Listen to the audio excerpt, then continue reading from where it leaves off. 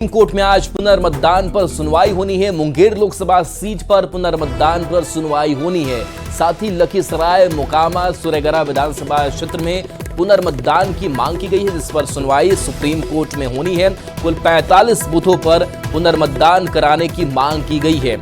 RJD उम्मीदवार की याचिका पर यह सुनवाई होने वाली है। बूथ कैप्चरिंग और धांधली का आरोप लगा है। आरजेडी उम्मीदवार अनीता देवी ने यह याचिका दायर की है और इस याचिका पर आज सुप्रीम कोर्ट में सुनवाई होने वाली है।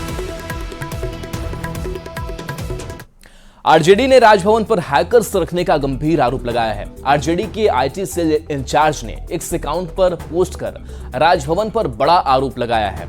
राजभवन में ईवीएम हैकर्स को ठहराने की बात कही थी। बिहार में 7वें चरण का चुनाव से पहले सोशल मीडिया पर राजभवन को जोड़ते हुए निर्वाचन प्रक्रिया की निष्पक्षता के प्रति आम जनता के मन में संदेह डालने वाला पोस्ट डाला गया था। इस पोस्ट के जरिए केंद्र और राज्य सरकार को बदनाम करने की कोशिश की गई और इस पोस्ट को भी हम आपको दिखाएंगे कि इस पोस्ट में क्या है। तो राजभवन ने मामले में नाराजगी जताई और आर्थिक अपराध इकाई से कड़ी कार्रवाई की, इस मामले में अपील की है, जिसके बाद ईओयू ने पूरे मामले की जांच अब शुरू कर दी है। अब इस पूरे मामले पर सियासत भी शुरू हो गई है।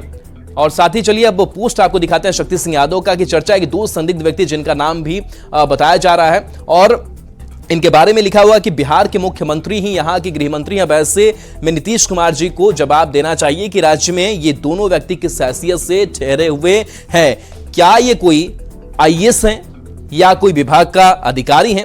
इसका जवाब मुख्यमंत्री देंगे या चुनाव आयोग देगा। आगे लिखा गया है कि सूचना ये भी है कि इन दोनों व्यक्ति ईवीएम मशीनों की हैकिंग के विशेषज्ञ हैं। तो ये पोस्ट में है।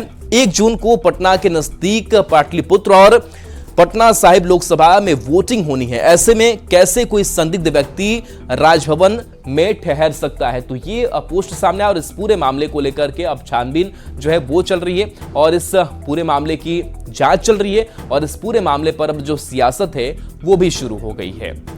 तो राजभवन पर हैकर्स रखने के गंभीर आरोप के बाद बिहार का जो सियासत है वो गर्मा चुका है।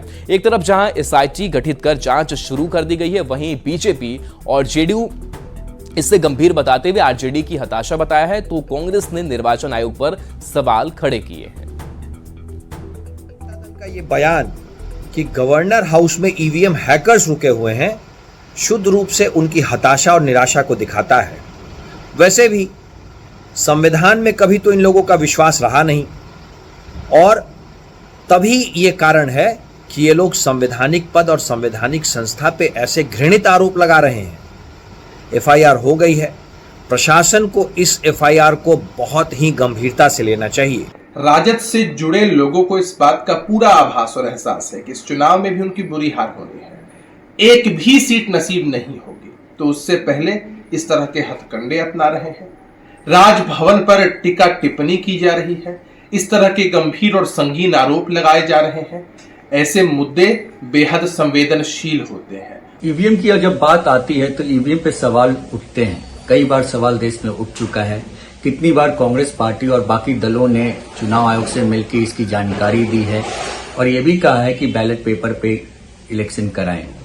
इलेक्ट्रॉनिक मशीन है। चुनाव आयोग की जिम्मेवारी बनती है कि निष्पक्ष होके एक साफ सुथरा चुनाव हो।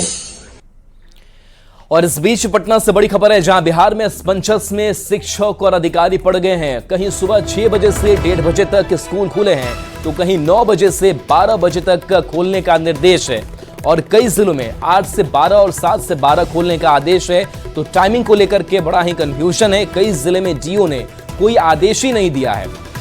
एक ही राज्य में अलग अलग टाइमिंग में चल रहे स्कूल, शिक्षा विभाग की तरफ से अब तक लिखित आदेश भी जारी नहीं हुआ है। तो शिक्षकों को कितने बजे आना है, कितने बजे तक रहना है, यह स्पष्ट नहीं हो पा रहा है। के पाठक के मौखिक आदेश के बाद डीईओ खुद से टाइमिंग तय कर रहे हैं और उस टाइमिंग को वो बता रहे हैं और इसी टाइमिंग को लेकर के अलग अलग जिलों में अलग अलग टाइमिंग देखने को मिल रही है और ऐसे में असमंजस की स्थिति जो है वो शिक्षकों के साथ साथ अधिकारियों में भी बनी हुई है।